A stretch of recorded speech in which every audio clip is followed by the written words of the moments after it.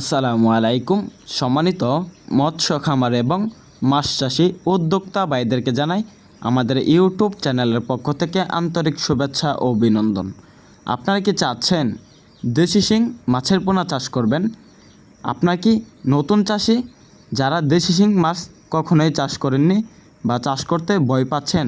কোনো ভয় নাই, আমাদের ভিডিওটি দেখুন, দেশি শিং মাছ চাষ করা পুরোপুরি জেনে নিন। তো চাষি ভাইরা, দেশি শিং মাছ চাষ করতে হলে ভালোভাবে পুকুর প্রস্তুতি করতে হবে।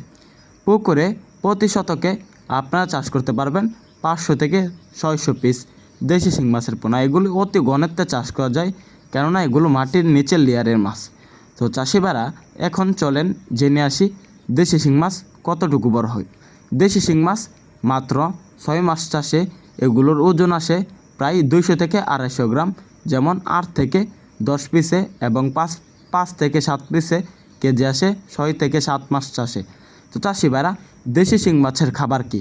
এখন আপনারা ভিডিওর মাধ্যমে যে মাছগুলো দেখতে পাচ্ছেন এরগুলোর খাবার হলো 0.5 ফিট খাবার। আপনারা চাইলে নার্সারি খাওয়াতে পারবেন, কিন্তু ফিট খাবার খাওয়ালে গ্রোথ তাড়াতাড়ি আসে। এরকম 1 ইঞ্চি, 2 ইঞ্চি, 3 ইঞ্চি, 4 ইঞ্চি, 1000 পিসে কেজি, 500 পিসে কেজি, সকল সাইজের, বড় সাইজের এবং ছোটো সাইজের দেশি শিং মাছের রেনু এবং পোনা আমাদের এখানে পেয়ে যাবেন। আমরা সারা বাংলাদেশে পাইকার এবং ফ্রি হোম ডেলিভারিতে বিক্রি করে থাকি। তো চাষি ভাইরা, দেশি শিং মাছের পোনা কি মিশ্রভাবে চাষ করা যায়? অবশ্যই দেশি শিং মাছ একক এবং মিশ্রভাবে চাষ করা যায়। দেশি শিং মাছগুলো এককভাবে চাষ করতে চাইলে আপনারা তো নিয়ম জেনেই গেছেন, এখন মিশ্রভাবে চাষ করার নিয়ম। মিশ্রভাবে চাষ করতে পারবেন সাথে মনোসেক্স, তেলাপিয়া, তাছাড়াও থাই পাঙ্গাস, এগুলো চাষ করতে পারবেন।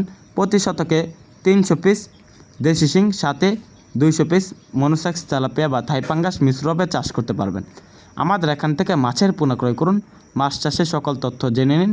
ভিডিওটি ভালো লাগলে চ্যানেলটি সাবস্ক্রাইব করে রাখুন। ধন্যবাদ।